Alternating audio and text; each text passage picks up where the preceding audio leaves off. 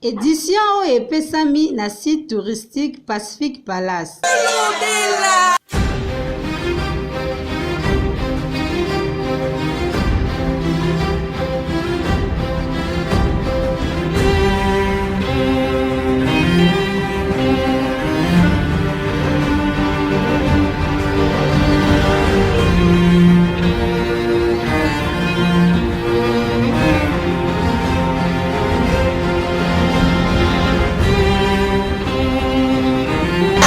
oyo ngai jani bafinga na sali te mpona lukela bino basango olobela te poni tolobela oyo te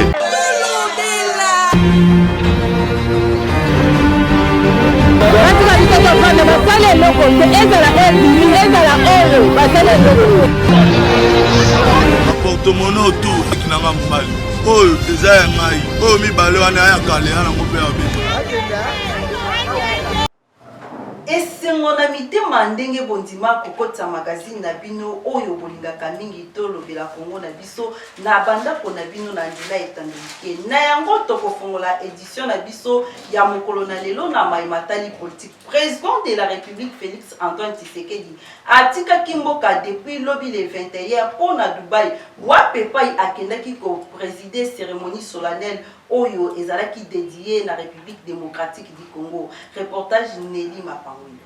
Mokonzi ya mboka Félix Antoine Tshisekedi Tshilombo na première dame ya République démocratique du Congo bakitaki na mboka Dubai na minuit. Ba Émirats Arabes Unis nde bayambaki bango na délégation officielle congolaise oyo ezalaki sur place. Ministre des Affaires étrangères Christophe Lutundula yepe azalaki wana na directeur ya cabinet adjoint André Wemeso na ba autorité congolaise mususu bazalaki wana tango mokonzi ya mboka anyataki mabele ya Dubai. Président de la République démocratique du Congo Félix Antoine Tshisekedi nde a présidé cérémonie solennelle ya célébration ya journée oyo ezali dédiée na République démocratique du Congo. Babengi yango na kombo ya exposition universelle tope exposition 2022 Dubai. Nyonso oyo esalami na parc d'exposition na Dubai. Population congolaise basepeli na gratitude oyo Dubai elakisi envers République démocratique du Congo na kodédié bango journée ya lelo. Boyende ezalaka coopération entre ba pays esalaka mwa c'est bon. Biso magazine tolobela Congo toza wana po tolobela Congo na biso. Lisanga ya badepute nationaux bakendaki ko déposer mémo ya défaillance na bango contre ministre ya économie Jean-Marie Kalumba pour la incapacité politique économique na secteur na. Reportage Lisanga ya badepute nationaux bakendaki bongo ko déposer mémo ya défiance contre ministre national ya économie Jean-Marie Kalumba. Tina ya mémo o ezali ete ministre ya économie azali kosala mosala malamu te. Azali na incapacité ya ko créer politique moko ya malamu kuna na secteur na ye ya économie. Pona lisanga ya badepute nationaux oyo balobi ete ministre ya économie pona koluka dynamique moko to pe kosala ba effort tenkita ya mboka emata na yango pona ba député nationaux balobi ete soki ministre oyo akozala toujours na en tête ya économie ya mboka ba compter même pas que économie ya mboka oyo ekotombwama ata ba entrepreneur congolais ba banza même pas topé balota atando to mokolo moko te ete bakokoma ba billionnaire na yango pona bango balobi ete bazali na kati ya lisanga ya union sacrée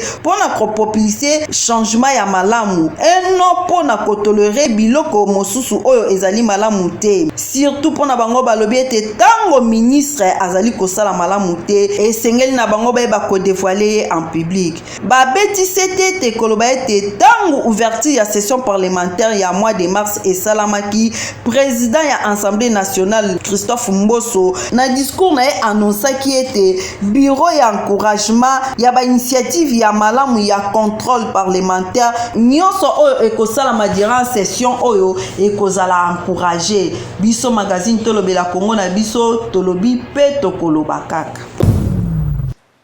Ministre ministre ya intérieur Daniel Aselo azali ko regretter pour le comportement ya ba députés provinciaux pour bango bazali ko comprendre la situation politique ya mboka Congo te.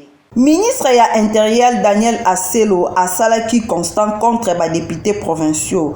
Pone alobi ete ba députés provinciaux bazali ko sala mosala malamu te, bazali ko comprendre la situation politique ya mboka Congo te. Kasi bazali bato ya liboso oyo balingi kaka mbongo ole basala mosala. Pone alobi ete ba députés provinciaux bazali ko sala mosala malamu te, ndakisa kuna na mboka na ye na Sankuru ko banda président de la République Félix Antoine Tshisekedi akota na kiti na ye ya bokonzi jour pour jour esali bongo 3 ans kasi na Sankuru batikala kozala na gouverneur te ni pe gouvernement provincial bazala na yango ata mokolo moko te pona ye alobi ete ezali incompétence ya ba députés provinciaux pe ba députés nationaux na ba sénateur ya Sankuru bazali kosala mosala malamu te na yango wana mboka Sankuru ezali ko souffrir na maimatali gouvernement provinciaux. En tant que ministre de l'Intérieur, de constater que les députés provinciaux de la République démocratique du Congo n'arrivent pas à comprendre la chose politique qui est en train de se passer dans ce pays. Je vais vous donner une illustration, parce que je sais qu'il y en a qui sont instrumentalisés par leurs collègues. Je ne peux pas m'empêcher de parler de moi-même. Ma province est du Sankuru. Ça fait 3 ans que Félix Tshisekedi est président de la République. Cette province n'a jamais eu, jamais et alors jamais un gouvernement provincial. C'est à cause de qui? C'est à cause de ces députés provinciaux. C'est à cause de ces députés provinciaux qui ne cherchent que l'argent. Ils ont, suite aux instructions leur données par les députés nationaux et sénateurs, mis cette province du Sankuru dans la situation où elle est aujourd'hui. Et au lieu que les députés provinciaux des autres provinces soient solidaires à cette population du Sankuru, ils viennent crier sur le ministre de l'Intérieur que je suis. Asengi bongo na ba députés provinciaux nyonso pe ba députés nationaux na ba sénateurs et sengeli na bango bazala na bolingo ya mboka pe ya ba province na bango eno bolingo ya mbongo poete mosala nde liboso mbongo eyaka na sima. Magazine Tolobela Congo tolobi pe tokolobaka. Directeur général Aïya Transco a réagi entre Kobenda Naya Angeti pe ministre Tony Mwaba. Tola na reportage ya Nelly Mapango. Mbutu ezo régner entre ministère et EPST na direction générale ya Transco na IGF. Selon DGAI ya Transco, azo ko affirmer keye azwaki kaka $16,000 na ngambu ya ministère ya EPST po na frais ya location ya babus. Na ngambu ya ministère ya EPST, ba pièce justificatif ya bajan ya cabinet ya Tony Mwamba ezolakisa ke ba fond d'état ya location ya bus ya Transco ezalaki $120,000. Na ngambu ya IGFP abeteli bango machine aye ko remarquer que na ba frais oyo bajan ya Tony Mwamba balobaki ezangi $104,000. Kasi bazali kotuna mutuna ete mbongo oyo ke wapi destination na yango ezali inconnue. Na ngambu ya bayimboka batuni pe motuna entre IGF na directeur ya Transco na ministère ya EPST qui dit vrai. Transco a perçu en tout $16,000 si je ne me trompe pas. $16,000 ça fait enseignement primaire et secondaire $ américains 14,000, location de 40 bus pour une demi-journée samedi. Dimanche, 15 heures, destination navette dans la ville, location 30 bus standard pour demi-journée dimanche, 10 heures, destination navette dans la ville. Ok? Donc toutes sont faites, le nombre de bus loués, c'est le montant que j'ai dit à l'IGF, c'est tout ce que je dis. En tout cas, je ne saurais me mettre en juge ou même m'improviser juge de ce qu'un ministre dit. Je ne suis qu'un DG. À l'intérim, n'est-ce pas? Donc ce qu'un ministre dit, moi je ne peux pas le juger, et je ne peux pas m'affronter à ses dires. Moi je ne réponds qu'à l'IGF sur ce que je fais. L'accusé de réception est là, j'ai écrit avec le détail à l'IGF ce que j'ai reçu. Ok? Un bus, on le loue à 510. Un bus? Oui, normalement pour le service de l'État, 500. 10 bus, ça fait 5100. 100 bus, ça fait 51 000. Les pénalités n'ont fait que $1 800. Ok? Donc si vous prenez la logique, par exemple, de 510, ok? 510, vous multipliez par 10, ça fait 5 000, vous multipliez par 40. Bakongole bazali kolela social, bazali kolela vie pasi. Kasi na République démocratique du Congo, tomonaka kaka ba chiffre minene bimaka, pe toyokaka kaka ba détournement ya makasi esalemaka. Entre-temps, IGF eza wana mpona kolandelaka mosolo ya mboka. Mutuna mususu bayimboka bazomituna, est-ce que vraiment IGF wana bazali kosala mosala na bango ndenge esengeli? Badossier oyo tokolandela yango. Ngambo mosusu bayimboka balobi basi balembi na bango balobaki na biso toza na état de droit, bakangi baporte nyonso bandako kofavorize badétournement. Kasi détournement ekoma nango pièce conjointe, tozali komona yango bipai nyonso mbongo ezali kobima, suite nango ezali malamu te. Biso magazine tolobela Congo, toza wana po tolobela Congo. Dossier ya Transco ezali à suivre. Ministère ya Affaires foncières et le gouvernement congolais balancaki campagne pour na kofuta pako ya mabele tolanda reportage ya magazine tolobela Congo na biso. Gouvernement congolais na ministère des Affaires foncières balancé campagne à info foncière depuis un certain temps. Pe ba fixer montant oyo chaque parcelle ekofuta. Montant yango ezali bongo ya $100 oyo chaque parcelle ekofuta impôt to pe taxe na yango. Kasi montant wana eza juste pona ba parcelle oyo bazaka kananda moko baza na ba locataire te. Pona ba parcelle oyo bazali na ba locataire montant ezali moins majoré tope ezali moins komata par rapport ya $100.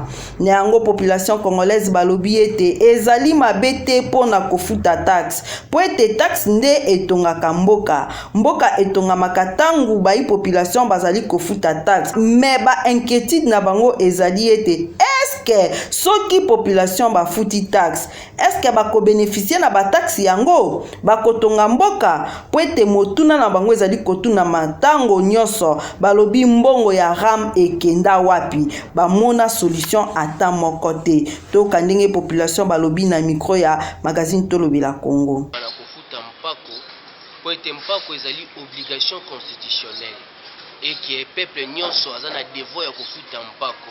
Mais peuple nini? Peuple congolais, peuple oyo azali chômeur, peuple oyo azali impayé, mal payé, et les peuples en réalité sont des chômeurs. C'est-à-dire bazali na salaire ya malonga te, bazali na minyokwama ebongo ya kofuta mpako ekouta wapi. Tokosenga na bakonza mboka, gouverner c'est prévoir. En amont déjà, na régime ya Félix Tshisekedi que je salue en passant le président de la République, baebana ko bongisa salaire ya peuple, baebana ko régulariser ba impayement ya peuple et bongo peuple pa ko kokisa ba devoir na bango ezali obligation constitutionnelle ya kofuta kampako. Pompako déjà futa maka na hôtel de ville, tebi place kendaka te. Pako nyonso déjà peuple futaka, tebi place kendaka te. Action nango sur terrain ezali te tokosenga na régime oyo telme ezali alisi ya le peuple d'abord oyo ezali ko travailler na intérêt ya peuple. Obligation ya peuple ya kofuta taxe, oui. Obligation pe ya peuple azwa salaire ya malamu pamba te constitution lobi na biso peuple azali na obligation ya ko travailler les lois du travail ezali boye bana kobongisa misala mpona peuple afin que peuple akokisa ba devoir na ye ya kofuta mpako nyonso au République démocratique du Congo bokotiela chaque citoyen oyo azali na sol congolaise. Mibeko wana ya bampako epa na biso ba congolais eza bien mpona kotonga mboka, mais biso ba peuple tozomona makasi nango te pamba te congolais azolela kaka tuti na rame nano esili te. Tozoki na mpako mpako yango congolais asalaka pe wapi depuis congolais nini azosala oza salaire malonga mpo yosonga te afutaka mpako. Biso ndeko journaliste toza na mpasi, congolais aza kolela mpasi bokolo ya mpasi tokazali te mpasi ekolongwa mais ezobakisama kaka biso mbonga mpako wana tondimi yango mpo etombola nkita ya mboka na biso te tonga mboka na biso me mabongisi ya kofuta yango ezali te mpamba te misala ezali te kongola tobika na mpasi tolie na mpasi makotu na mpasi donc mpasi likolo na mpasi leta loka bango nde baokamba mboka mpe mboka ya bango etaki bakonzi po bayebi mpasi ya kongole balanda biso na makambo bampako wana ya mbangu te mpamba te eloko kongola koluka yango wana te mpasi na biso mpasi ya kongole wana tu mibeko na mboka mpe mpo kotonga mboka toye pre mpo ya kofuta yango tosalaka te mpasi na mpasi tokofuta mpaka yango na mbongo wapi. Bajan pe cadre ya office de route bakitaki na balabala pona ko se manifester pe ko présenter ba mécontentement na bango contre gouverneur ya Sud Kivu pona spoliation ya conception ya office de route. Reportage signé magazine Tolobela Congo na biso. Gouverneur Gwabidje azali cité na likambo ya spoliation ya concession ya office de route ya Uvira. Bajan pe cadre ya office de route ya Sud Kivu bakitaki na balabala pona ko dénoncer na spoliation ya concession oyo ezali na ville ya Uvira. Pona bango balobi ete gouverneur ya Sud Kivu Gwabidje kasi nde azali impliqué na kati ya dossier oyo. Na yango babimaki na balabala pona ko manifester mécontentement na bango.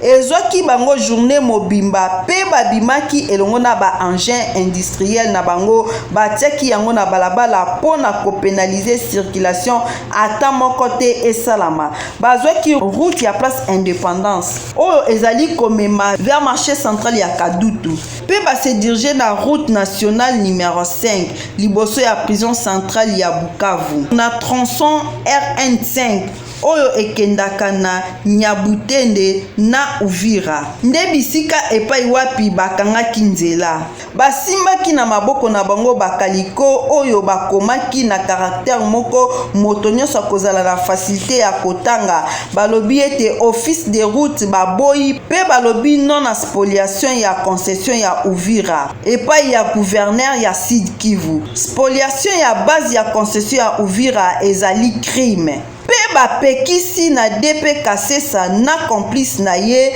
bazali lisusu na accès ata moko te na ba installation ya office de route. Biso magazine Tolobela Congo tolobi pe tokoloba kaka.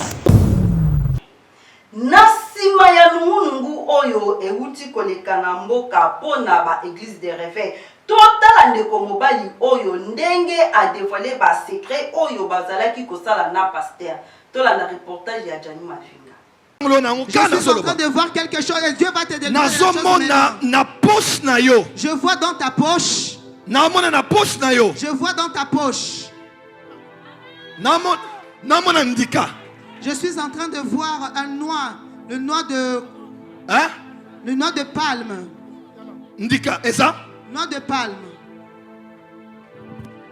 Non, Simon. Ozana ndikana singa ya mwindu. Tu as un fil noir et un noix de palme. Yakanango. Viens avec.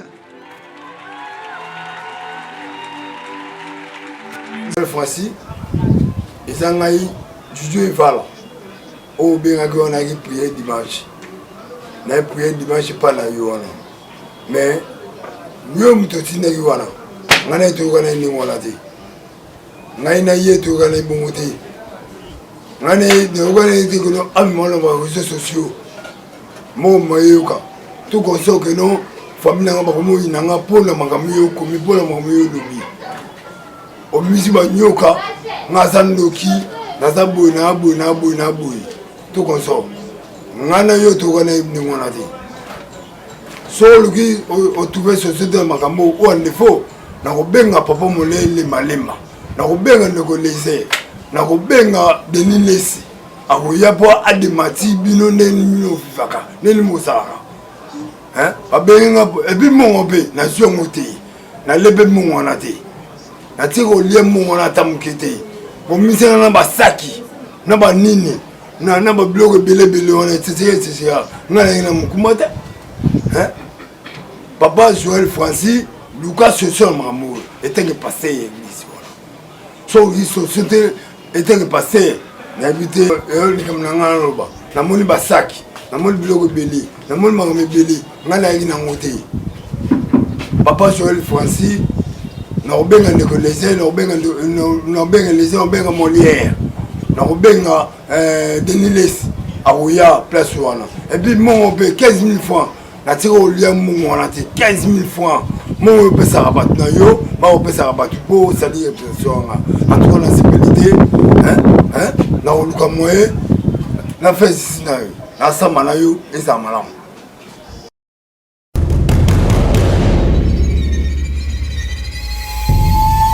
Le 18. Au bottom le 18. Tu es né le 18.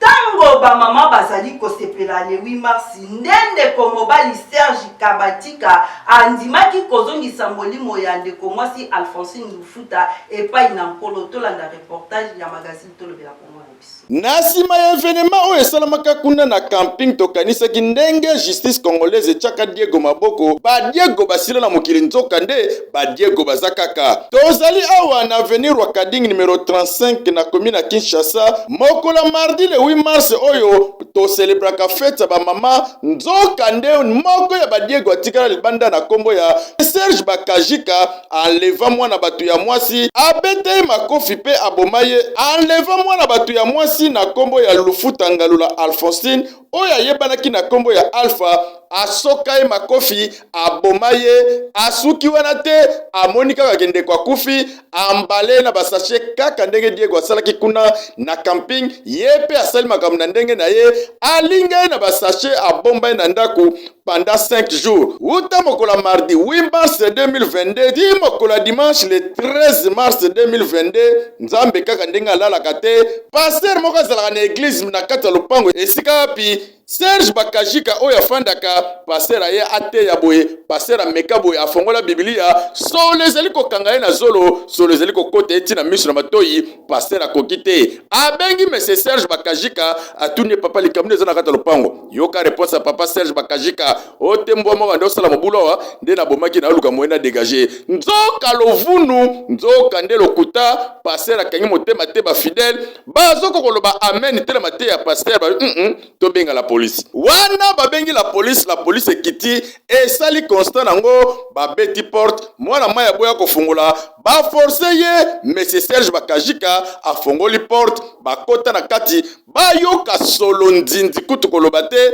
neti kaka zando monene oyo bapanza kuna uta mikoleleki bakota bafuya boye bafongola matela bakuta koli moka monene batala na kati ya koli boye mwana mwasi ya kitoko Lufuta Ngalula Alphonsine oyo baebe na kombo Alpha balinga ye na kati mwana mwasi si abungisa molimo na ye yako kamo ezaka ke aza na ye mwasi na ye te abala ye te famille kutu bayebi ye te soki peka kisheri abomi mwana batu esali pasi famille eleli famille ezali kosengaka justice congolaise esala mosala nango po mutu oyo esengeli azwa mbano ya solo balashe te esala mapo bamususu babanga malgré tout Diego oya camping asalaki yango bakanga ye aza kuna kasi ye liso ya kosala ndenge na ye esengeli batu oyo bazwaka etumba solo po makababo esala masu te biso magazine Tolobela Kongo tokosenga kaka na nzakomba ayamba molimo ndeko oyo na kimia na bino obo mesana osala biloka boye eza malamu te koboma kobeta mwana batu atako tobalaki ye eza permis to beta ye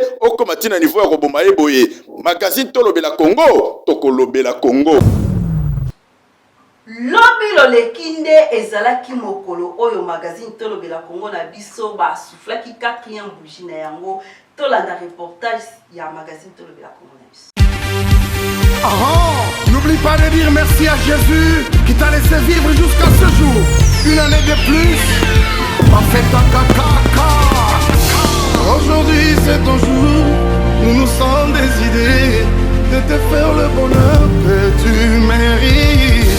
Tu vaux tellement pour nous, quel mot ne sauront le dire avec Mbotama elamu na magazine Tolobela Kongo na biso oyo ezali ko souffler 4e bougie nango mokolo na lelo le 22 mars 2022 et botama ki le 22 mars 2018 nde mokolo histoire oyo ebandaka nango ba Jean-Pierre directeur général ya magazine Tolobela Kongo na biso bazali ko souhaiter mbotama elamu na magazine Tolobela Kongo na biso pe na balandi nyonso ya magazine eye bana Brazzaville, bana Ponton Label, bana Mikili, bana Turquie, na Istanbul, na pesi bino ba mbote belé, c'est Atlantique na sima, ezo pepa.